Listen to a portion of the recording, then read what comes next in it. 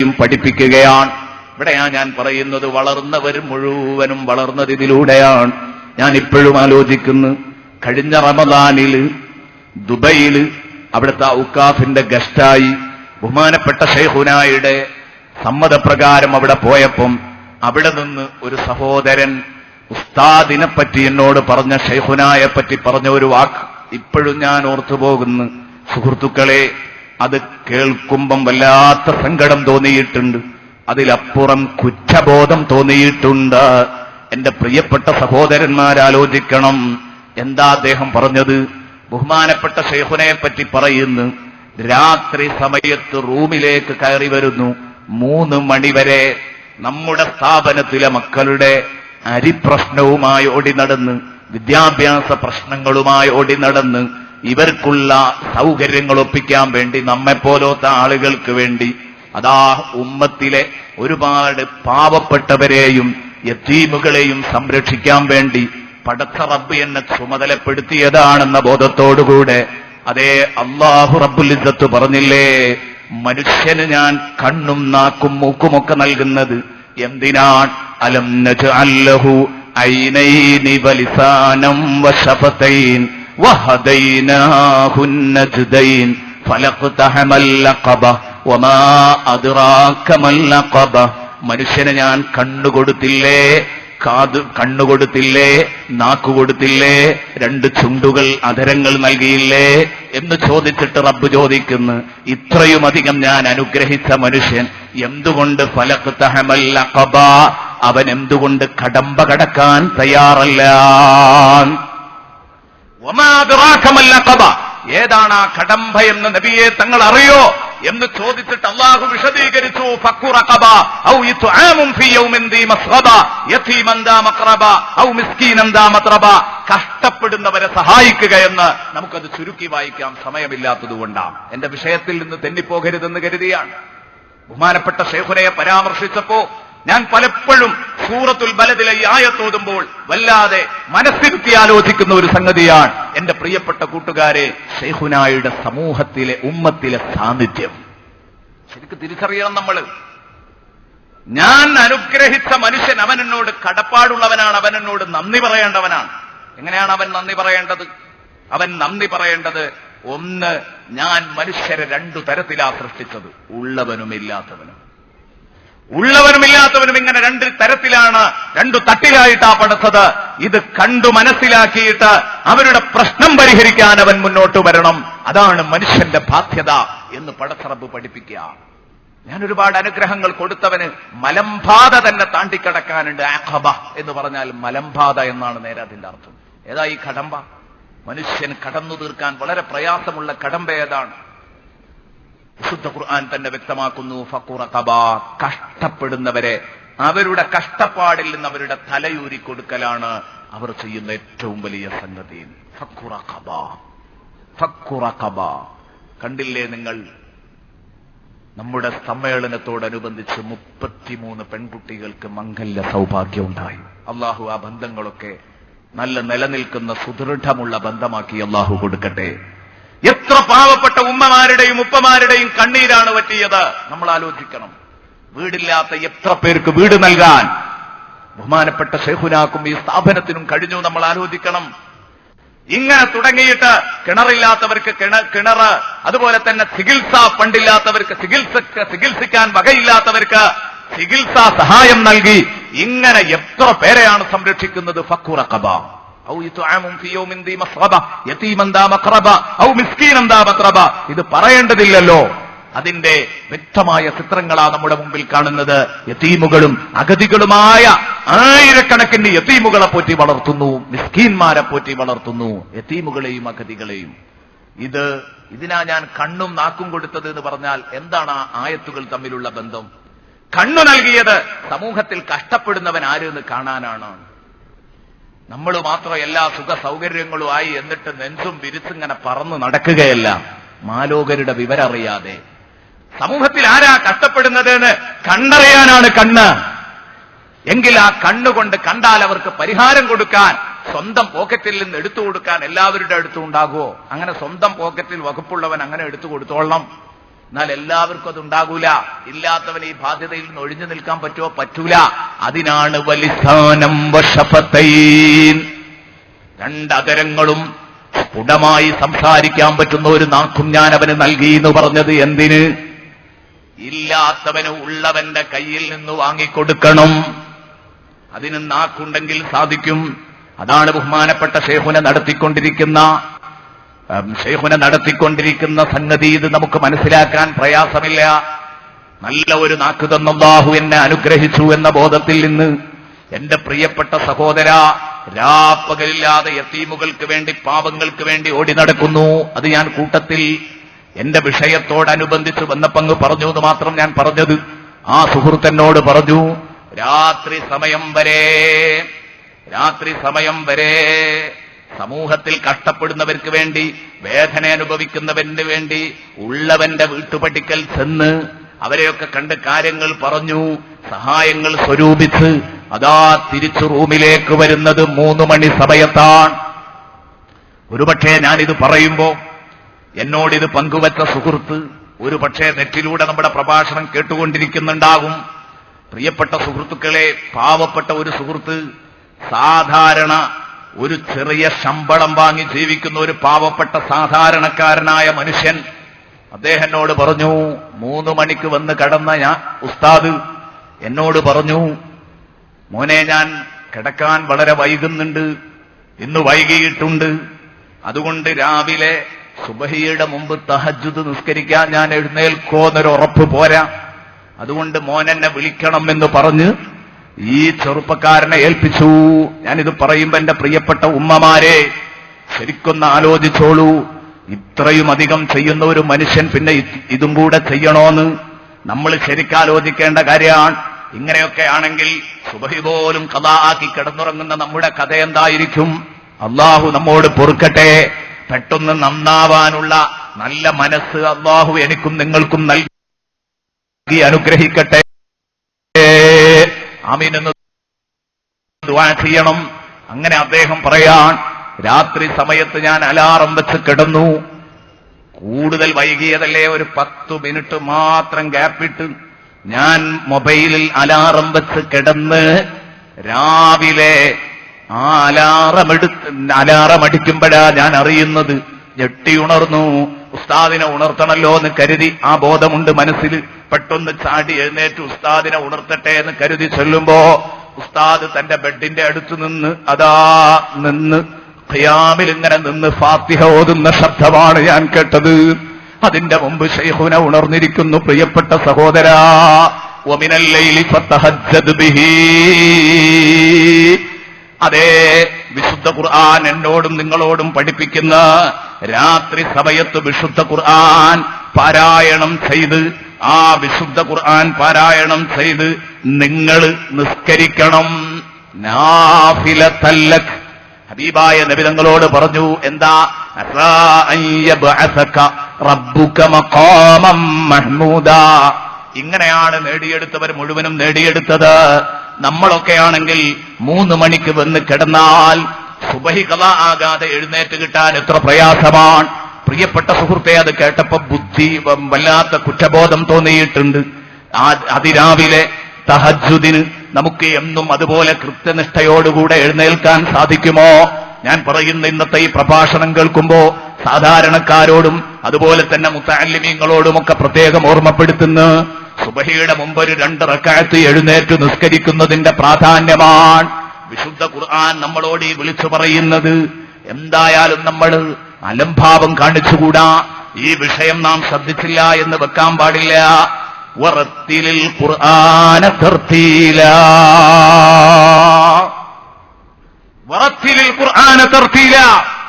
അതുപോലെ തന്നെ ഖുർആൻ വളരെ സാവകാശം ഹൃദയത്തിൽ തട്ടിയോദണം, നിങ്ങൾ പാരായണം ചെയ്തുകൊണ്ടിരിക്കണം നിങ്ങൾ എന്ന് പറഞ്ഞു. വറത്തിലിൽ ഖുർആന തർത്തീലാ. ബഹുമാനപ്പെട്ട അബൂദർ റളിയല്ലാഹു അൻഹു പറയുന്നു, അല്ലാഹുവിന്റെ ഹബീബ് സല്ലല്ലാഹു അലൈഹി വസല്ലമ തങ്ങളോടൊപ്പം ഒരു ദിവസം ഞാൻ രാപ്പാർക്കുകയാണ്. റസൂലുള്ളാഹിയുടെ കൂടെ കൂടി. അന്നു രാത്രിയിൽ അല്ലാഹുവിന്റെ ഹബീബ് എഴുന്നേറ്റ് നിസ്കരിക്കുന്നു. നിസ്കരിച്ചിട്ട് ഒരൊറ്റായത്തങ്ങോതിയിട്ട് ആയത്തുകൊണ്ട് തന്നെ റസൂലുള്ളാഹി സ്വല്ലല്ലാഹു അലൈഹി വസല്ലമ തങ്ങൾ റുകൂഅ് ചെയ്യുന്നു, സുജൂദ് ചെയ്യുന്നു, ഇത് തന്നെ പാരായണം ചെയ്യുന്നു. വറത്തിലിൽ ഖുർആന തർത്തീലാ. എത്രത്തോളമാണ് വിശുദ്ധ ഖുർആനിലെ വചനങ്ങൾ അവരെ സ്വാധീനിച്ചിരുന്നത്, ഹബീബായ റസൂലുള്ളാഹിയെ സ്വാധീനിച്ചിരുന്നത്, സ്വഹാബത്തിനെ സ്വാധീനിച്ചിരുന്നത്. 100 കൂട്ടം സംഭവങ്ങൾ പ്രിയപ്പെട്ട സഹോദരാ, എന്റെ ശബ്ദം കേൾക്കുന്ന സഹോദരിമാരെ പറയാനുണ്ട്. അല്ലാഹുവിന്റെ ഹബീബ് ഇൻ തുഅദ്ദിബുഹും ഫഇന്നഹും ഇബാദുക വഇൻ തഗ്ഫിർ ലഹും ഫഇന്നക അൻതൽ അസീസുൽ ഹകീം. പടച്ചവനെ, നിന്റെ പാപികളായ അടിമകളെ നീ ശിക്ഷിക്കുന്നുവെങ്കിൽ അവർ നിന്റെ അടിമകളാണ്, നീ അവരുടെ ഉടമയാണ്. അവർ നിന്റെ അടിമകളാണ്, നീ അവരുടെ ഉടമയുമാണ്. അതുകൊണ്ട് നീ എന്തു ചെയ്താലും അത് ചോദ്യം ചെയ്യാൻ നിന്റെ മുകളിൽ ഒരു ശക്തിയില്ല, ഞങ്ങൾക്കത് ചോദ്യം ചെയ്യാൻ അധികാരമില്ല. അതേസമയം വഇൻ തഗ്ഫിർ ലഹും ഫഇന്നക അൻതൽ അസീസുൽ ഹകീം, നീ അവർക്ക് പുറത്തു കൊടുക്കുന്നുവെങ്കിൽ തീർച്ചയായും പടച്ച റബ്ബേ നീ അജയ്യനാണ്, നീ അന്തസ്സുള്ളവനാണ്. നിന്റെ ഹിക്മത്തിൽ ഞങ്ങളുടെ ഹിക്മത്തിലില്ലാത്ത പലതും അധിഷ്ഠിതമാണ്. ഇന്നക അൻതൽ അസീസുൽ ഹകീം. അതുകൊണ്ട് നിന്റെ പാവപ്പെട്ട അടിമകൾക്ക് പുറത്തു കൊടുക്കുന്നെങ്കിൽ പടച്ചവനെ നീ അന്തസ്സുള്ളവനാണ്, മഗ്ഫിറത്ത് നിന്റെ ഇസ്സത്താണ് പടച്ചവനെ, നിന്റെ അന്തസ്സാണ് റബ്ബേ എന്ന ഭാഗം ബഹുമാനപ്പെട്ട റസൂലുള്ളാഹിക്ക് ഓതിയിട്ട് ദാഹം തീരുന്നില്ല. ഇത് തന്നെ നബി തങ്ങൾ ആവർത്തിച്ചോതുന്നു. ഹത്താ യർകഅ ബിഹാ വയസ്തുദ ബിഹാ. അബൂദർ റളിയല്ലാഹു അൻഹു പറയാൻ അത് തന്നെ ഓതി ഓതി ഓതി അങ്ങനെ പോകുന്നു റസൂലുള്ളാഹി തങ്ങൾ.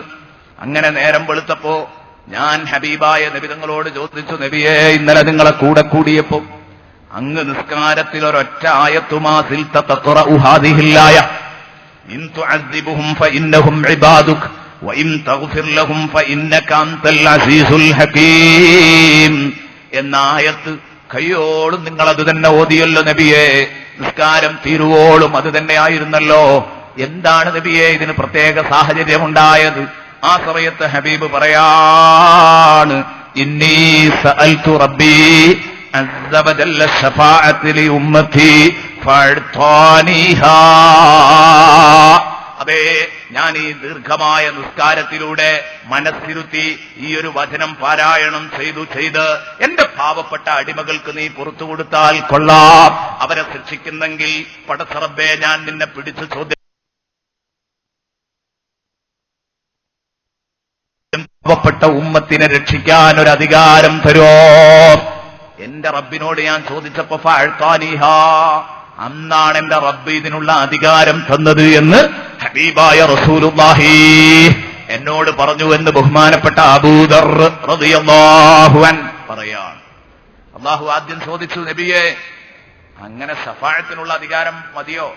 നിങ്ങൾ അങ്ങനെ നിങ്ങളുടെ ഉമ്മത്തിന് പുറത്തു കൊടുക്കണമെന്ന് പറയുകയാണെങ്കിൽ ശഫാഅത്ത് ചെയ്ത് നിങ്ങൾ റിസ്ക് എടുക്കണ്ട, നിങ്ങൾ പ്രയാസപ്പെടേണ്ട ഒരു കാര്യമില്ല. ഞാനൊരു കാര്യം ചെയ്യാം, പകുതി ആളുകളെ ഉമ്മത്തിന്റെ നേർപകുതി ഞാൻ സ്വർഗത്തിലാക്കിക്കോളാം, ബാക്കിയുള്ളത് നരകത്തിലും. പിന്നെ എന്നോട് ആ കാര്യത്തെക്കുറിച്ച് മിണ്ടിപ്പോകാൻ പാടില്ല. അതിന് പറ്റുമോ നബിയെ? റസൂലുള്ളാഹി പറഞ്ഞു, ഞാൻ പറഞ്ഞു പറ്റൂല. ഞാൻ പറഞ്ഞു പറ്റില്ല. പടച്ച റബ്ബിനോടായി പറയുന്നത് എനിക്ക് പറ്റൂല. എനിക്കിഷ്ടമാകണമെങ്കിൽ തീർച്ചയായും എനിക്ക് ശഫാഅത്തിനുള്ള അധികാരം തരണം. അല്ലാഹു തആല പറഞ്ഞു, എന്നാൽ വളരെ കുറച്ച് ആളുകളെ ഞാൻ സ്വർഗത്തിൽ കടത്തുള്ളൂ. ഒരു 10%, 90% നരകത്തിലായിരിക്കും. അവരെ മുഴുവനും നിങ്ങൾ ശഫാഅത്ത് ചെയ്ത് റിസ്ക് എടുത്ത് സ്വർഗത്തിലേക്ക് കടത്തേണ്ടി വരും. ഈ റിസ്ക് നിങ്ങൾ എടുക്കാൻ നിൽക്കണ്ട. പകുതി ആളുകളുടെ കാര്യം ഞാൻ ഇപ്പൊ തന്നെ അങ്ങോട്ട് ഏറ്റെടുക്കണമെങ്കിൽ ഏറ്റെടുക്കാം. നിങ്ങളുടെ ശഫാഅത്ത് ഇപ്പൊ സ്വീകരിച്ചോളാം. അള്ളാഹുവിന്റെ ഹബീബ് പറഞ്ഞു പറ്റില്ല. അങ്ങനെ അല്ലാഹു തആല വളരെ കുറഞ്ഞ ആളുകളെ മാത്രം സ്വർഗത്തിലേക്ക് നിയോഗിക്കാമെന്നും ബാക്കിയുള്ളവര്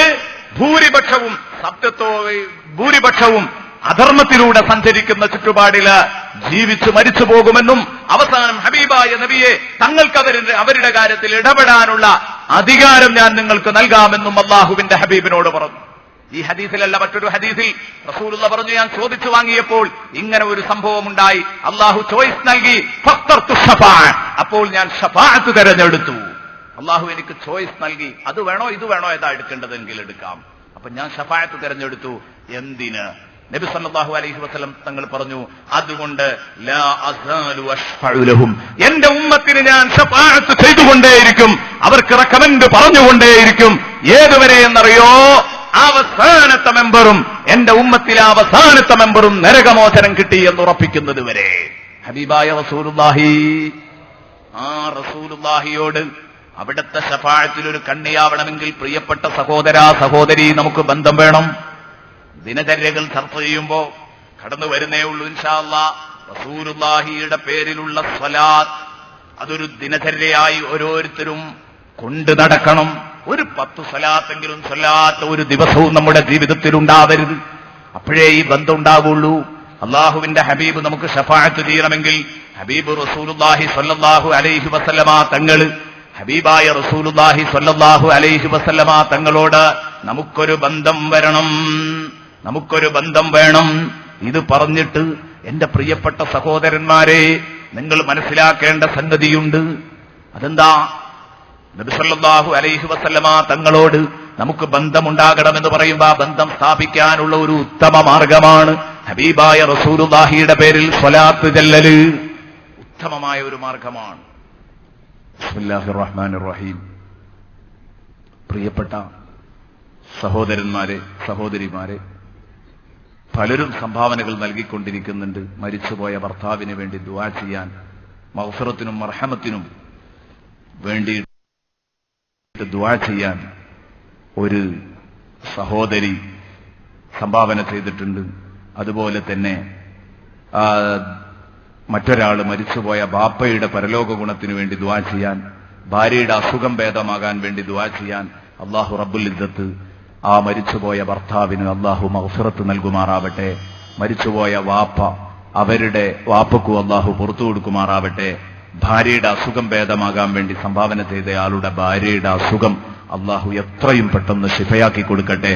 ധാരാളം യതീമക്കളുള്ള സദസ്സാണ്. റഹ്മാനായ റബ്ബേ, നീ സുഖപ്പെടുത്തി കൊടുക്കണേ റഹ്മാനെ, നീ സുഖപ്പെടുത്തി കൊടുക്കണേ റഹ്മാനെ. അത്ഭുതകരമാം വിധത്തില് നീ സുഖപ്പെടുത്തി കൊടുക്കണം റഹ്മാനെ. ഒരുപാട് മാറാരോഗികൾ ഞങ്ങളുടെ കൂട്ടത്തിലുണ്ട്, അവരെ മുഴുവനും നീ സുഖപ്പെടുത്തണേ റഹ്മാനെ. പ്രിയപ്പെട്ട സഹോദരന്മാരെ, ഞാൻ പറഞ്ഞു വന്നത്, ഹബീബായ നബിതങ്ങൾ പറഞ്ഞു, ഇത്രയുമധികം രാത്രി ഞാൻ നിന്ന് നിസ്കരിച്ചപ്പോഴാണ് എനിക്ക് ശഫാഅത്തിന് അധികാരം ലഭിച്ചതെന്ന് സയ്യിദുനാ റസൂലുള്ളാഹി. ഇതാണ് റബ്ബുക മഖാമം മഹ്മൂദാ. നിസ്കരിക്കൂ നബിയേ, ഉദാത്തമായ ഒരു പോസ്റ്റ് ലഭിക്കാൻ പോകുന്നുണ്ട്. അല്ലാഹു ഉയർത്തുന്നു തിരുനബി സല്ലല്ലാഹു അലൈഹി വസല്ലമ തങ്ങളെ. വെറുതെ കിട്ടിയതല്ല, രാത്രി കിടന്നുറങ്ങിയാൽ ഇത് കിട്ടുകയില്ല. ആർക്കാണ് ഇത് കിട്ടുക എന്നറിയോ നിങ്ങൾ? വഹിയനായിലത്തുൻ ഇൻഷാ അല്ലാഹ് ലിമൻ ലാ യുശ്രികു ബില്ലാഹി അസ്സ വജല്ല ഷൈആ. നബിതങ്ങൾ പറഞ്ഞു, തൗഹീദിന്റെ ലാ ഇലാഹ ഇല്ലല്ലാഹ് എന്ന വാക്യം അത് ഉറച്ചു വിശ്വസിച്ച ആരുണ്ടോ, ലാ ഇലാഹ ഇല്ലല്ലാഹ് മുഹമ്മദുർ റസൂലുള്ളാഹ് വിശ്വസിച്ചവർക്ക് ഇത് കിട്ടും. ശിർക്ക് കലരാത്തവർക്ക്, അല്ലാഹുവിനോട് മറ്റൊരു വസ്തുവിനെ ശിർക്ക് വെച്ച് പങ്കുചേർത്ത് തൗഹീദ് പൊളിച്ചു കളയാത്ത മുഴുവൻ ആളുകൾക്കും ഇത് ലഭിക്കും. ശഫാഅത്ത് ലഭിക്കുന്നത് നിർദോഷികൾക്കാണെന്ന് കരുതിയോ? അള്ളാന്റെ റസൂൽ അങ്ങനെ തന്നെ ചോദിക്കുന്നുണ്ട്, ഇത് മുത്തഖീങ്ങൾക്കാണെന്ന് നിങ്ങൾ കരുതിയോ? അവർ ചോദിച്ചു, ആർക്കാ നബിയെ? പിന്നെ ആർക്കാ? ആ സമയത്ത് റസൂലുള്ള പറഞ്ഞു, ഇന്നഹാ നായിലത്തുൻ ലിൽ മുതലവ്വിസീന ബിദ്ദുനൂബ്. ഹദീസിൽ കാണാം, പാപം കൊണ്ട്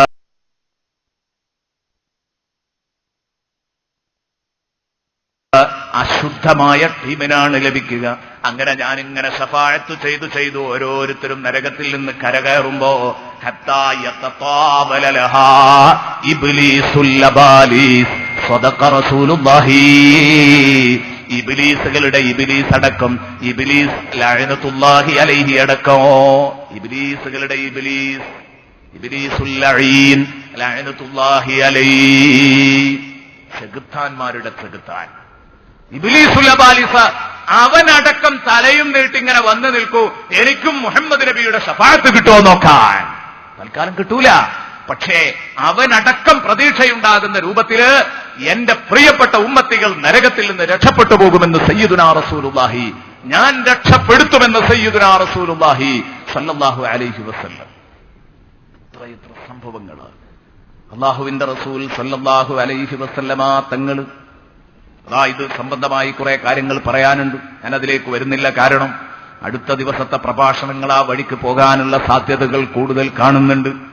അതുകൊണ്ട് അതിലേക്ക് ഞാൻ കടന്നു വരുന്നില്ല. അല്ലാഹുവിന്റെ റസൂലിന് ശഫാഅത്തിന് അധികാരം കിട്ടിയത് രാത്രി നിസ്കരിച്ചിട്ടാണ്. പറ്റോ എന്റെ പ്രിയപ്പെട്ട ഉപ്പ? എന്റെ മുമ്പിലിരിക്കുന്ന ഉപ്പമാരോട് ചോദിക്കുന്നു, ഉമ്മമാരോട് ചോദിക്കുന്നു, പെങ്ങന്മാരോട് ചോദിക്കുന്നു, ഇന്നത്തെ ഈ പ്രഭാഷണം കേട്ടിട്ടൊരു മാറ്റത്തിന് ഞാനും നിങ്ങളും തയ്യാറാണോ? രാവിലെ ഒരു 10 മിനിറ്റ് മുമ്പ് എഴുന്നേറ്റിട്ട് പടച്ച റബ്ബിന് വേണ്ടി 2 റക്അത്ത് നിസ്കരിക്കാൻ അല്ലാഹു നമ്മളറിയാതെ ഉയരങ്ങളിലേക്ക് എത്തിച്ചു തരും. അല്ലാഹുവിന്റെ ഹബീബ് നിസ്കരിച്ച് അവിടത്തെ കാലിൽ നീരുകെട്ടി വീർക്കുന്നത് വരെ നിസ്കരിച്ചു എന്ന് ആയിഷാ ബീവി പറഞ്ഞത് നമുക്കൊക്കെ സുപരിചിതമായ ഹദീസല്ലേ? അതല്ലേ ബഹുമാനപ്പെട്ട ഇമാം ബുസീരി റളിയല്ലാഹു അൻഹു നബി തങ്ങളെ പ്രകീർത്തിക്കുന്ന തന്റെ കാവ്യ സമാഹാരത്തിൽ ഒരു വരി അതിനെ നീക്കിവെക്കാൻ ബുസീരി ഇമാം മറന്നില്ല. ലലംതു സുന്നതമൻ അഹിയല്ലലാമ ഇലാ അനിസ്തകത് ഖദമാഹു ദുർറ മിൻ വറമി മൗലായ.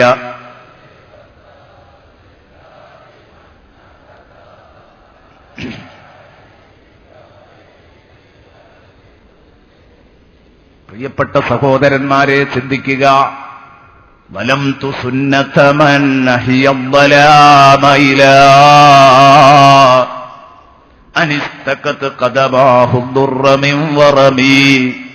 രാത്രിയിൽ രാത്രിയുടെ ഇരുട്ടുകൾ, ആ ഇരുട്ടുകൾ ഹയാത്താക്കിക്കൊണ്ട് എല്ലാവരും കൂർക്കം വലിച്ചുറങ്ങുമ്പോൾ ഒരു മനുഷ്യൻ എഴുന്നേറ്റ് നിന്ന് രാത്രിയെ ഹയാത്താക്കുന്ന ഒരു വലിയ മനുഷ്യൻ, ആ മനുഷ്യന്റെ ചര്യയോട് ഞാൻ എത്ര വലിയ അക്രമമാണ് കാണിച്ചത് ഇമാം ബുസീരി പറയാൻ. ഇമാം ബുസീരി റളിയല്ലാഹു അൻഹു വിനയം കൊണ്ട് പാടുകയാണ്. ബഹുമാനപ്പെട്ട ഇമാം ഖർബൂത്തിയും അതുപോലെ തന്നെ മറ്റുള്ളവരും ഈ ഇമാം ബാജൂരിയുമൊക്കെ ഈ ഈരടിയെ വിശദീകരിച്ചുകൊണ്ട് പരിചയപ്പെടുത്തുന്നത് അങ്ങനെയാണ്.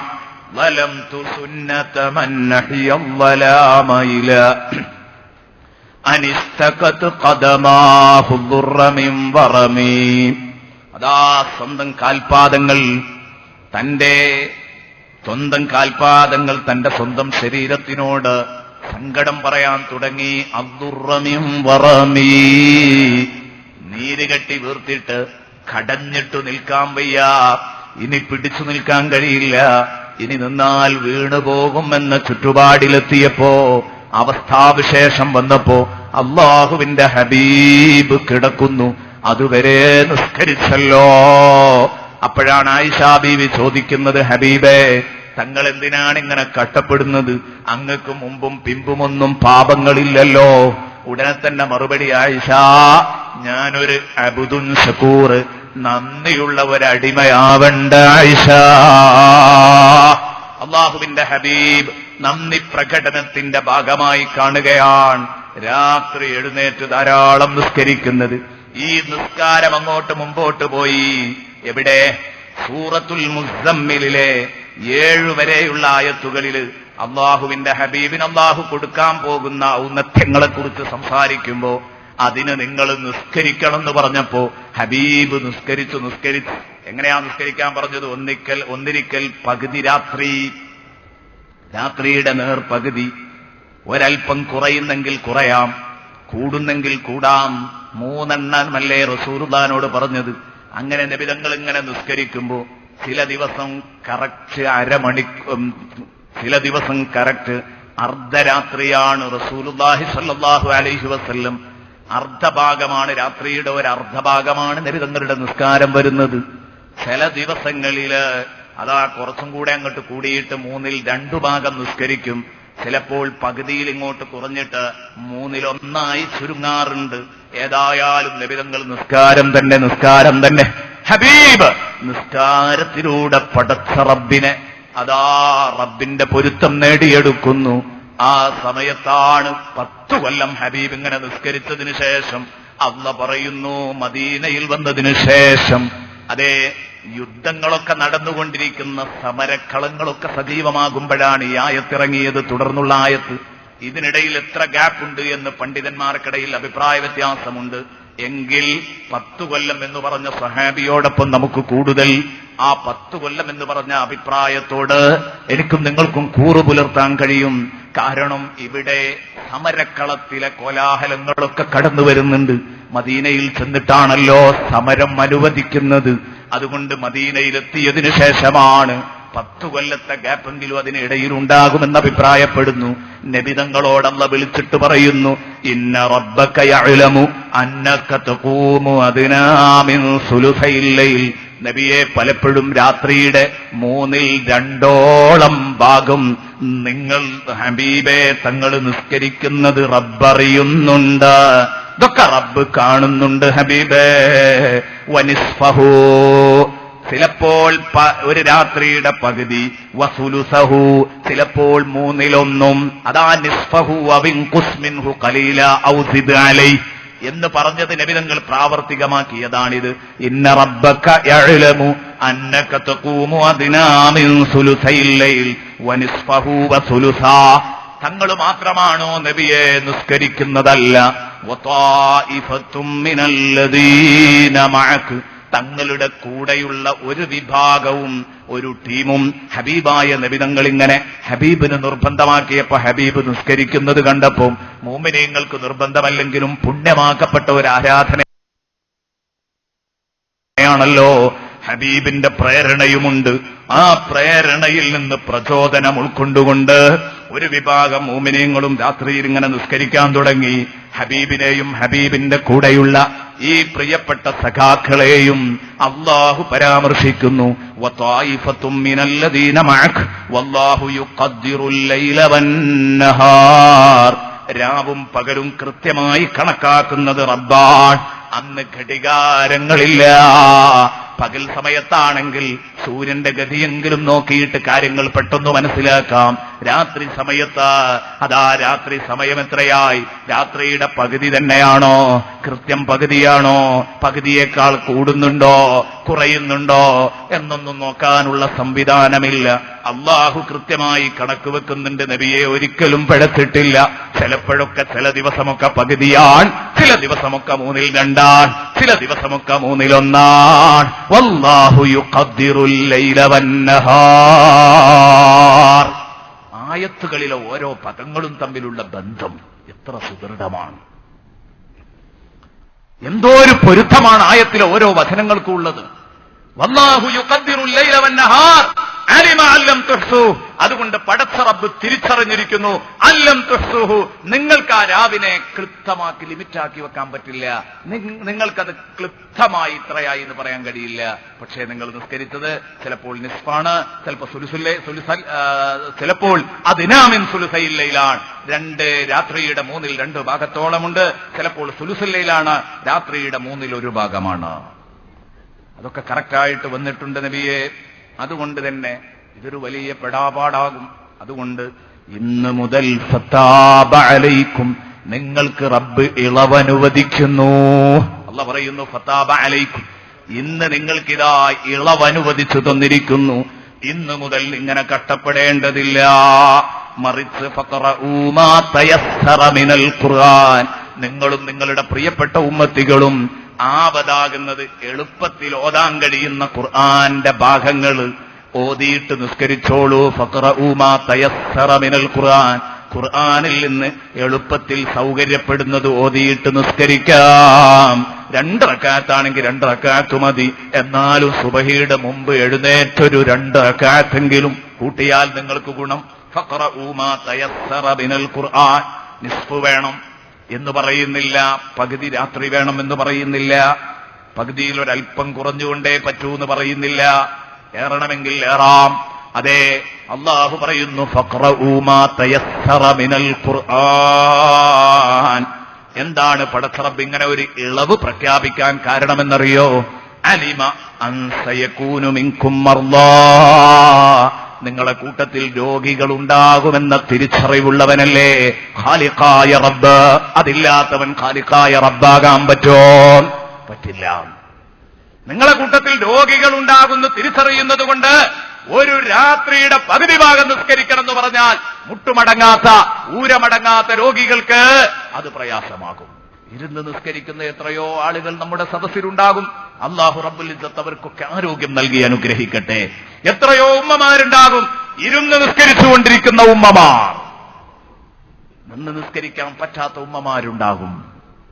അവർക്കൊക്കെ അല്ലാഹു റബ്ബുൽ ഇസ്സത്ത് അർഹമായ പ്രതിഫലം നൽകട്ടെ. അവരുടെ ആരോഗ്യം അല്ലാഹു ഉറപ്പുവരുത്തട്ടെ. ആമീൻ എന്ന് നമുക്ക് ദുആ ചെയ്യാം. പ്രിയപ്പെട്ട സുഹൃത്തുക്കളെ, ഞാൻ പറഞ്ഞു വന്നത്, വിശുദ്ധ ഖുർആൻ പറയുന്നു നിങ്ങളുടെ കൂട്ടത്തിൽ രോഗികൾ ഉണ്ടാകുമെന്നറിയാം. വആഖറൂന യദ്രിബൂന ഫിൽ അർള്, വേറെ ഒരു ടീം ഭൂമിയിലൂടെ ഓടിപ്പാഞ്ഞ് നടക്കുന്നവരായിരിക്കും. നേരം വെളുത്ത് വൈകുന്നേരം വരെ ഓടിപ്പാഞ്ഞ് നടക്കുന്നവർ. വആഖറൂന യദ്രിബൂന ഫിൽ അർള്, എന്തിനാണ് അവർ ഓടി നടക്കുന്നത്? യബ്തഗൂന മിൻ ഫദ്ലില്ലാഹ്, ഒരു ഭാഗത്തിൽ ഇരുന്നു കൊണ്ട് ഇങ്ങനെ ആരാധിക്കുക, ഇബാദത്തിൽ തന്നെ മുഴുകുക. അപ്പോൾ അല്ലാഹു ഭക്ഷണം മുമ്പിലേക്ക് സുപ്രയിൽ ഇങ്ങനെ ഇറക്കുക. ഈ സംവിധാനമല്ലല്ലോ പടച്ചറബ് വെച്ചത്.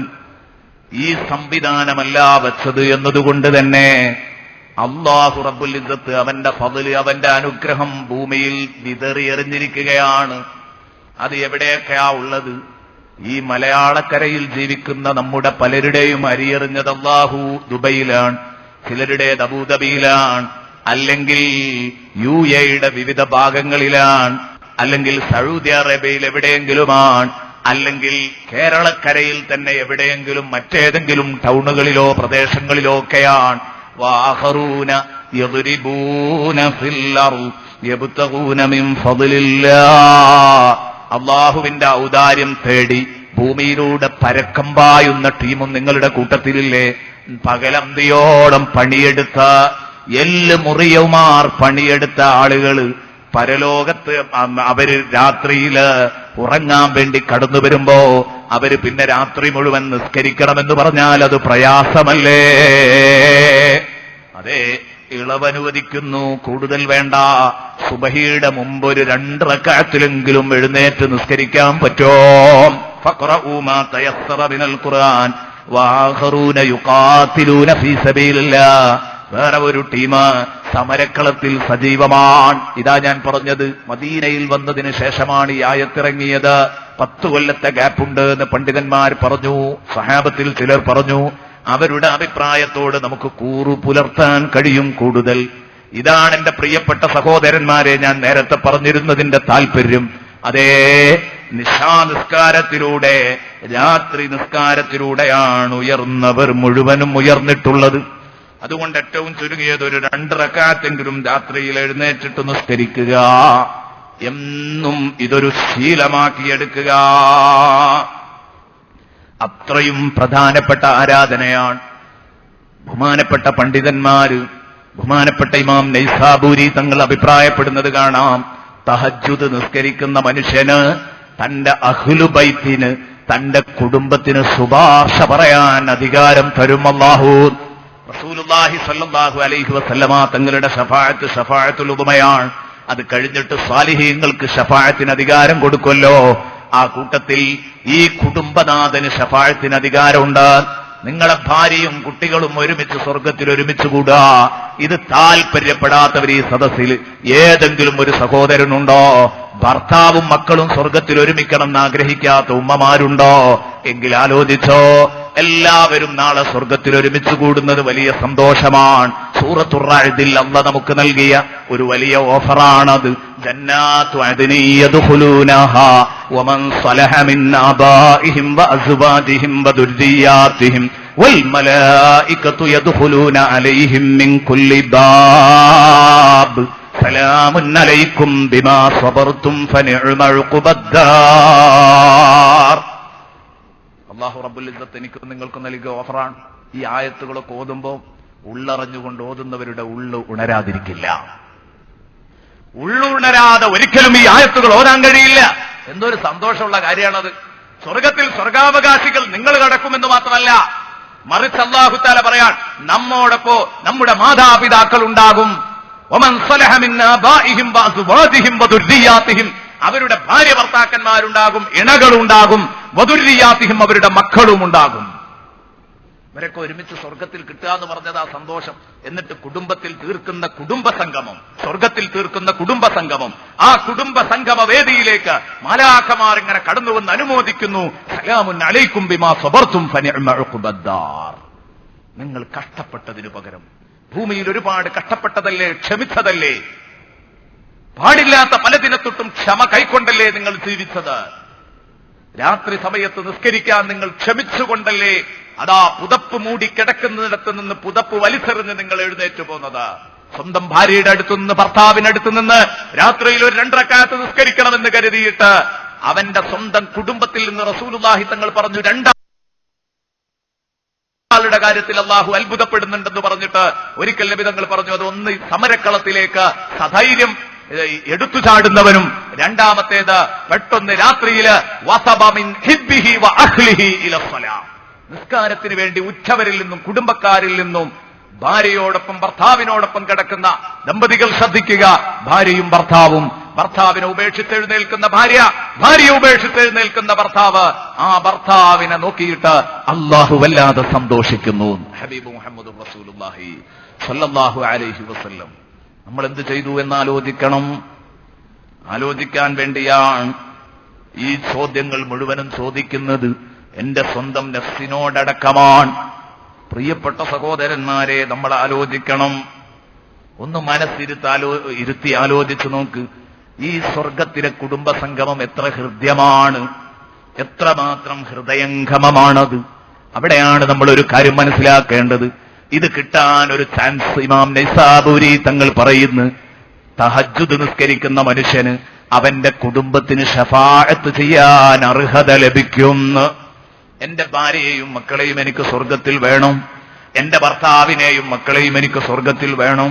നിർബന്ധമുള്ള പെണ്ണുണ്ടെങ്കിൽ സുബഹിയുടെ ബാങ്ക് കൊടുത്തിട്ട് തഹജ്ജുദ് പറ്റൂല. ഉറങ്ങിയതിന് ശേഷം ഇശാ നിസ്കരിക്കണം.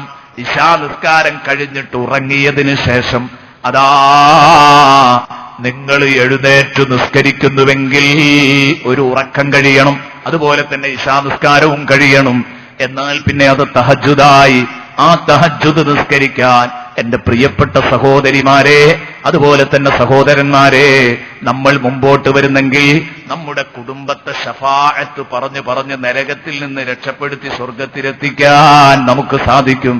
എന്നിട്ട് സ്വർഗീയ ടേബിളുകളിലിരുന്ന് സ്വർഗീയ ഫുഡ് കഴിക്കുമ്പോ എന്റെ സ്വന്തം വാപ്പയുടെ കൈകൊണ്ട് എനിക്ക് സ്വർഗത്തിലെ പഴങ്ങൾ വീതിച്ചു തരുമ്പോൾ എന്റെ മക്കൾക്ക് എന്റെ വാപ്പ അവരുടെ പേരമക്കളെ കണ്ടിട്ടില്ല, എന്റെ മക്കൾക്ക് കൊടുക്കുന്ന രംഗം, എന്റെ പ്രിയപ്പെട്ട സഹോദര, എത്രമാത്രം നമ്മുടെ മനസ്സ് നിറയുന്നുണ്ടതില്. അതിന് ചാൻസ് ഉണ്ട് കുടുംബനാഥന്. തെറ്റാതെ തഹജ്ജുദ് നിസ്കരിച്ചാൽ ഉമ്മമാരെ പറ്റുമെങ്കിൽ 40-50 ഒക്കെ കഴിഞ്ഞ ഉമ്മമാരെ ഇനിയും കിടന്നുറങ്ങല്ല. ഒന്നാലോചിക്ക, എഴുന്നേൽക്കാൻ നോക്ക, എന്നിട്ട് നിസ്കരിച്ചിട്ട് റബ്ബിന്റെ മാർഗത്തിൽ പടച്ച റബ്ബിന്റെ പൊരുത്തം നേടാൻ ശ്രമിക്കണം. ഇതിന് ഉറങ്ങിയതിന്റെ ശേഷം എപ്പോഴും ആകാമെന്ന് പറഞ്ഞു. എന്നാൽ അവസാനത്തെ അർദ്ധഭാഗ രാത്രി, അർദ്ധരാത്രിയായതിനു ശേഷമാണ് ഏറ്റവും നല്ലത്. എന്താ അതിന് കാരണം? ഖുർആൻ പറയുന്നു, വബിൽ അസ്ഹാരി ഹും യസ്തഗ്ഫിറൂൻ. അത്താഴ സമയത്ത് പടച്ച റബ്ബിനോട് മനം പൊട്ടി മാപ്പപേക്ഷിക്കുന്നവരെ വിശുദ്ധ ഖുർആൻ പ്രത്യേകം പരാമർശിക്കുന്നത് കാണാം. ആ കൂട്ടത്തിൽ പെടാനാണ് അത്താഴ സമയത്തേക്ക് തന്നെ സുബഹിയോട് അടുപ്പിച്ചുകൊണ്ട് എഴുന്നേൽക്കലാ കൂടുതൽ നല്ലത്. അർദ്ധരാത്രി കഴിഞ്ഞാൽ പിന്നെ എപ്പോഴുമാകാം. മാത്രമല്ല, നിസ്കരിക്കുമെന്ന് പ്രതീക്ഷയുള്ള കുടുംബാംഗങ്ങളെ വിളിച്ചുണർത്തുന്നതും സുന്നത്താണ്. പണ്ഡിതന്മാരെഴുതുന്നു, അത് വിളിച്ചുണർത്തുകയും വേണം. ആ വിളിച്ചുണർത്തലും സുന്നത്താണ്. ഹബീബായ റസൂലുള്ളാഹി സ്വല്ലല്ലാഹു അലൈഹി വസല്ലമ തങ്ങളുടെയും മഹാന്മാരുടെയും ഒക്കെ സംഭവങ്ങൾ ചെറുതായിട്ട് നമ്മൾ കേട്ടു. ഇനി നമുക്ക് വരാം. പ്രിയപ്പെട്ട കൂട്ടുകാരെ, ബഹുമാനപ്പെട്ട ജുനൈദുനിൽ ബഗ്ദാദി റളിയല്ലാഹു അൻഹു അവരെ ഉറക്കത്തിൽ കാണുന്നു തന്റെ പ്രിയപ്പെട്ട സുഹൃത്ത്. ആ സമയത്ത് ചോദിച്ചു, എന്തൊക്കെയായി മോനെ പടച്ച റബ്ബിന്റെ അടുത്ത്? ആ സമയത്ത് പറയുന്നു, വഫാത്തിന് ശേഷം ബഹുമാനപ്പെട്ടവർ പറയുന്നു, ഞാൻ നടത്തിയ ദീർഘമായ രചനകൾ എനിക്ക് ഉപകാരപ്പെട്ടു എന്ന് പറയുന്നതിലേറെ ധൈര്യം, ഞാൻ ചെയ്തിരിക്കുന്ന വഴന്നുകൾ എനിക്ക് ഉപകാരപ്പെട്ടു എന്ന് പറയുന്നതിലേറെ ധൈര്യം എനിക്ക് ഉപകാരപ്പെട്ടു എന്ന് പറയാനുള്ളത് അതാ റകഅത്തുൻ നർകഉഹാ ഫിൽ ലൈൽ, രാത്രിയിൽ നമ്മൾ എഴുന്നേറ്റ് നിസ്കരിച്ചിരുന്ന ഏതാനും റകഅത്തുകളാണ് എന്ന് മഹാനവറുകൾ പറഞ്ഞെങ്കിൽ അവിടെയാണ് നാം മനസ്സിലാക്കേണ്ടത് ഇതിന്റെ വലുപ്പം എത്രയാണ്. ബഹുമാനപ്പെട്ട അബ്ദുൽ ഹമീദ് ഷർവാനി റഹ്മത്തുള്ളാഹി അലൈഹി തുഹ്ഫയുടെ ഹാശിയിൽ ബഹുമാനപ്പെട്ടവർ എഴുതുന്നത് കാണാം. ഇതുകൊണ്ടുള്ള ഉദ്ദേശം തഹജ്ജുദിന്റെ ശ്രേഷ്ഠത പറയലാണ്, തഹജ്ജുദിന്റെ മഹത്വം മനസ്സിലാക്കി തരലാണ്. അല്ലാതെ മഹാനവറുകളുടെ വാക്കുകൾ നിഷ്ഫലമായെന്നല്ല, മഹാനവറുകളുടെ ഗ്രന്ഥരചനകൾ നിഷ്ഫലമായെന്നല്ല. അതിലൊക്കെ റിയാഹുകൾ, ലോകമാന്യങ്ങൾ കടന്നു വരാനുള്ള സാധ്യതയുണ്ടെന്ന് നമ്മളെ പഠിപ്പിക്കാൻ അത്തരം ഒരു മഹാനിൽ നിന്ന് ലോകമാന്യം വരില്ല എന്ന് ബഹുമാനപ്പെട്ടവർ എഴുതുന്നത് കാണാം. അങ്ങനെ വരില്ല. പക്ഷേ രാത്രി സമയത്ത് എഴുന്നേറ്റ് നിസ്കരിച്ചിട്ട് ഒരാളും കാണുന്നില്ലല്ലോ. അവിടെ റിയാ, ലോകമാന്യം, നല്ല പിള്ള സമയാന്നുള്ള ലക്ഷ്യമേ ഇല്ല. അള്ളാഹുവിന് വേണ്ടി മാത്രമാണ് ആ ഇബാദത്ത് നടന്നുകൊണ്ടിരിക്കുന്നത്. ഇത് മനസ്സിലാക്കുക. ഇങ്ങനെ നമ്മൾ തുടങ്ങിയിട്ടേ ഉള്ളൂ. ഇങ്ങനെ പോയാൽ നമ്മുടെ സമയം ബാക്കി നിൽക്കുകയില്ല. അതുകൊണ്ട് പെട്ടെന്ന് ഞാൻ പറഞ്ഞവസാനിപ്പിക്കാം.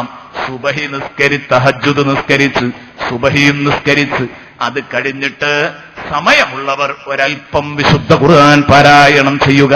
അതിരാവിലെ ഫസ്റ്റ് വണ്ടിക്ക് പോകേണ്ടവരുണ്ടാകും, പൊയ്ക്കോളൂ. ആ പോകുന്ന സമയത്ത് നിങ്ങൾക്ക് ഇന്നൊക്കെ മൊബൈൽ ഫോണിൽ ഖുർആൻ അത് സൂക്ഷിക്കാനുള്ള സൗകര്യങ്ങളുണ്ട് എങ്കിൽ ആ സമയത്ത് സ്വന്തം വാഹനത്തിൽ ഓടിക്കൊണ്ടിരിക്കുമ്പോ വേണമെങ്കിൽ ഖുർആൻ, ദീർഘമായ യാത്രയിൽ 1 മണിക്കൂർ ബസ്സിലിരിക്കുമ്പോ അതാ 1ഉം 2ഉം ജുസ് ഒക്കെ ഖുർആൻ ഓതാനുള്ള സൗകര്യമുണ്ട്. അല്ലെങ്കിൽ അതിന് സമയം കണ്ടെത്തണം. അപ്പോൾ പറ്റിയില്ലെങ്കിൽ ഇശാ ദുഹറിന് ശേഷം, അതിനു പറ്റിയില്ലെങ്കിൽ അസ്റിന് ശേഷം, അതിനു പറ്റിയില്ലെങ്കിൽ ഇശാ മഗ്രിബിനിടയിൽ എവിടെയെങ്കിലും വിശുദ്ധ ഖുർആൻ ഓതാൻ സൗകര്യം കാണുക തന്നെ വേണം. ഞാൻ ഓർമ്മപ്പെടുത്തട്ടെ, ഖുർആൻ ഓതാത്ത ഒരു ദിവസം മുസ്ലിമിന്റെ കരിദിനമാണ്, അത് മുസ്ലിമിന്റെ സുദിനമല്ല. ദിനചര്യകളിൽ പ്രധാനമായി പറയാനുള്ള ഒന്നാണ്. സുബഹി നിസ്കാരത്തിന് എത്ര പ്രാധാന്യം നൽകുന്നുണ്ടോ അതേ രൂപത്തിൽ പ്രാധാന്യം നൽകേണ്ട ഒരു സംഗതിയാണ് സുബഹി നിസ്കരിച്ചിട്ട് കുറച്ചെങ്കിലും പടച്ച റബ്ബിന്റെ കലാമുമായിട്ട് ഒരു ചെറിയ ബന്ധം, വിശുദ്ധ ഖുർആൻ നിവർത്തി പിടിക്കുക. എന്റെ പ്രിയപ്പെട്ട ഉമ്മമാരെ ആലോചിക്കണം, ഖുർആൻ ഓതുന്ന സിസ്റ്റം ഇന്നുണ്ടോ? ഇശാ മഗ്രിബിന്റെ ശേഷം, സുബഹിയുടെ ശേഷമാണെങ്കിൽ വളരെ നന്നായി. കാരണം ഖുർആനുൽ ഫജ്ർ, ഇന്ന ഖുർആനുൽ ഫജ്രി കാന മശ്ഹൂദ. ഏത് സമയത്ത് ഖുർആൻ ഓതുന്നെങ്കിലും അവിടെ മാലാക്കമാരുടെ സാന്നിധ്യം കൊണ്ട് അനുഗ്രഹീതമാണ്. പക്ഷേ പ്രഭാത ഖുർആൻ പാരായണത്തിന് മാലാക്കമാർ കൂടുതൽ സന്നിഹിതരാകും എന്നാണല്ലോ ആ പറഞ്ഞതിന്റെ അർത്ഥം. ഇന്ന ഖുർആനുൽ ഫജ്രി കാന മശ്ഹൂദ. അതുകൊണ്ട് ഖുർആൻ ഓതാത്ത ഒരൊറ്റ ദിവസവും നമുക്ക് വെളുക്കരുത്. വെളുത്തിങ്ങനെ വരുമ്പോ ഒരല്പെങ്കിലും, ഒരു പേജ് ഓതാൻ ഈ സമയം കിട്ടുള്ളെങ്കിൽ ഒരു പേജ്, ഒരു ജുസ് എങ്കിലും ഖുർആൻ ഓതാൻ സമയം കാണുക. ഒരു പേജാ പറ്റുന്നതെങ്കിൽ ഒരു പേജ് ഓതുക. പ്രിയപ്പെട്ട സുഹൃത്തെ, ഒന്നിനും പറ്റുന്നില്ലെങ്കിൽ മഹാന്മാരായ പണ്ഡിതന്മാർ പറഞ്ഞതുപോലെ ആ മുസ്ഹഫ് ഒന്ന് എടുത്തിട്ട്, എനിക്ക് ഓതാൻ അങ്ങേറ്റത്തെ ഉത്കടമായ മോഹമുണ്ട്, ഇനി ഉച്ചക്കോ മറ്റെപ്പോഴാ സമയം കിട്ടുന്നതെങ്കിൽ എന്റെ പണിത്തിരക്കിനിടയിൽ, ജോലി തിരക്കിനിടയിൽ എപ്പോൾ ഒഴിവ് കിട്ടിയാലും ഞാൻ ഓതുമെന്ന നെയ്യത്തോടുകൂടി ആ മുസ്ഹഫ് ഒന്ന് എടുത്ത് മലർത്തിപ്പിടിച്ച് ഒന്നുമ്മ വെച്ചിട്ട് ആ മുസ്ഹഫ് അവിടെ വെച്ച് ബഹുമാനപൂർവ്വം ആ മുസ്ഹഫിനെ ഒന്ന് ആദരിച്ച് വേണം നിന്റെ യാത്ര നീ തുടങ്ങാൻ. അപ്പോഴേ അത് ഫലപ്പെടുള്ളൂ, അപ്പോഴേ നമ്മുടെ ജീവിതം സഫലമാകുകയുള്ളൂ. അള്ളാഹു സഫലമായ ജീവിതത്തിൽ എന്റെയും നിങ്ങളുടെയും ജീവിതം അള്ളാഹു ഉൾപ്പെടുത്തി തരട്ടെ. ഖുർആൻ ഓതാത്തൊരു ദിവസം ഉണ്ടാവരുത്. നോക്കൂ നിങ്ങൾ, നഷ്ടപ്പെടാത്ത കച്ചവടം ഒരിക്കലും നഷ്ടത്തിൽ കലാശിക്കൂല എന്ന് പ്രതീക്ഷിക്കാം. ജീവിതം ഒരു കച്ചവടമാണ്, അല്ലേ? ആഖിറത്തിലേക്കുള്ള കച്ചവടമാണ് ദുനിയാവിലെ ജീവിതം. ഇതിന്റെ ലാഭവും നഷ്ടവും നാളെ നമുക്ക് ബോധ്യപ്പെടുന്നത് സ്വർഗനരകലബ്ധിയോടുകൂടിയാണ്. അള്ളാഹു സ്വർഗലബ്ധി കൊണ്ട് നമ്മെ അനുഗ്രഹിക്കട്ടെ, നരകമുക്തി കൊണ്ടും അള്ളാഹു എന്നെയും നിങ്ങളെയും അനുഗ്രഹിക്കട്ടെ. ശരിക്കാലോചിക്കണം എന്റെ പ്രിയപ്പെട്ട സഹോദരന്മാർ, വിശുദ്ധ ഖുർആൻ പാരായണം ചെയ്യാത്ത ഒരു ദിവസം ഉണ്ടായിരുന്നു. ഈ ഭൂമിയിലെ ഈ ജീവിതമാകുന്ന കച്ചവടത്തിൽ ലാഭം വാരിക്കൂട്ടുന്നവരാരാണ്? ഒരിക്കലും നഷ്ടത്തിൽ കലാശിക്കാത്ത കച്ചവടം പ്രതീക്ഷിക്കാൻ പറ്റുന്നത് ആർക്കാണ് ഖുർആൻ പരിചയപ്പെടുത്തുന്നു? സൂറത്ത് ഫാത്തിറിന്റെ 29-30 വചനങ്ങളിലൂടെ. ഇന്നല്ലദീന യത്ലൂന കിതാബല്ലാഹ് വഅഖാമുസ്സലാഹ് വഅൻഫഖൂ മിമ്മാ റസഖ്നാഹും സിർറൻ വഅലാനിയ യർജൂന തിജാറതൻ ലം തബൂർ. നഷ്ടത്തിൽ കലാശിക്കാത്ത കച്ചവടം അവർക്ക് പ്രതീക്ഷിക്കാൻ വകയുണ്ട്. അവരുടെ കച്ചവടം ലാഭത്തിലായിരിക്കും ആഖിറത്തിലെത്തുമ്പോൾ. എന്താ ചെയ്യേണ്ടത്? ഇന്നല്ലദീന യത്ലൂന കിതാബല്ലാഹ്, നിസ്കരിക്കണം, നോമ്പ് നോൽക്കണം, ഖുർആൻ അതുപോലെ തന്നെ മറ്റുള്ള ആരാധനകളൊക്കെ നിർവഹിക്കണം. അത് മാത്രം പറഞ്ഞു നിർത്തിയില്ല, തുടക്കം തന്നെ കേട്ടോളൂ. ഇന്നല്ലദീന യത്ലൂന കിതാബല്ലാഹ്, അള്ളാഹുവിന്റെ കിതാബ് പാരായണം ചെയ്യുന്നവർ. അതാണ് ഒന്നാമത്തെ ഡിമാൻഡ് പടച്ചോന്. നഷ്ടപ്പെടാത്ത കച്ചവടം കിട്ടണമെങ്കിൽ ഖുർആൻ ഓതുക എന്നതാണ് ഒന്നാമത്തെ ഡിമാൻഡായിട്ട് പടച്ചറബ് പരിചയപ്പെടുത്തുന്നത്. ഞാൻ ചോദിക്കട്ടെ ഉമ്മമാരെ, ആരേ ഈ ഖുർആൻ ഓതുക എന്ന നല്ല ഒരു സ്വഭാവം നമുക്ക് കൈമോശം വന്നത് എവിടെന്നാണ്? ആരാണ് നമ്മളിൽ നിന്ന് ഇത് തട്ടിയെടുത്തത്? ധൈര്യമായി പറഞ്ഞൂടെ പ്രിയപ്പെട്ട സഹോദരിമാരെ? ഉറക്കെ പറയാൻ കഴിയും, ഇത് നമ്മുടെ വീട്ടിൽ നിന്ന് അസ്തമിപ്പിച്ചത്, ഖുർആനോത്ത് നമ്മുടെ വീട്ടിൽ നിന്ന് അന്യമാക്കിയത് മറ്റാരുമല്ല, നമ്മുടെ വീട്ടിലുള്ള അശ്ലീല ശബ്ദങ്ങളും ഒച്ചപ്പാടുകളുമാണ്. വമിനൻ നാസി മൻ യശ്തരി ലഹുവൽ ഹദീസ് ലിയുദില്ല അൻ സബീലില്ലാഹി ബിഗൈരി ഇൽമിൻ വയത്തഖിദഹാ ഹുസുവ ഉലൈക ലഹും അദാബും മുഹീൻ. വിശുദ്ധ ഖുർആനിൽ സൂറത്തുൽ ലുഖ്മാനിൽ അല്ലാഹു എന്നെയും നിങ്ങളെയും പഠിപ്പിച്ചു. എന്താ പറഞ്ഞത്? മനുഷ്യന്മാരുടെ കൂട്ടത്തിൽ അശ്ലീലം കാശ് കൊടുത്ത് വാങ്ങിക്കൊണ്ടുവരുന്നവരുണ്ട്. എന്തിന്? ലിയുദില്ല അൻ സബീലില്ലാഹ്, അല്ലാഹുവിന്റെ വഴിയിൽ അത് മാർഗതടസ്സം സൃഷ്ടിക്കാൻ.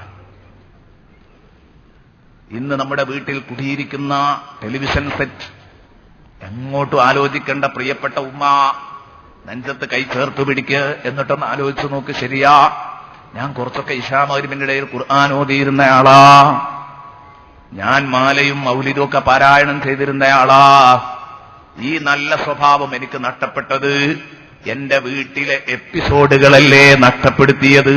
റിയാലിറ്റി ഷോകളുടെ എപ്പിസോഡുകൾ, സീരിയലുകളുടെ എപ്പിസോഡുകൾ അല്ലേ? എന്നെന്റെ പ്രിയപ്പെട്ട ഓരോ ഉമ്മമാരും പെങ്ങന്മാരും കൈ നെഞ്ചോട് ചേർത്ത് വെച്ചൊന്ന് ആലോചിക്കുക.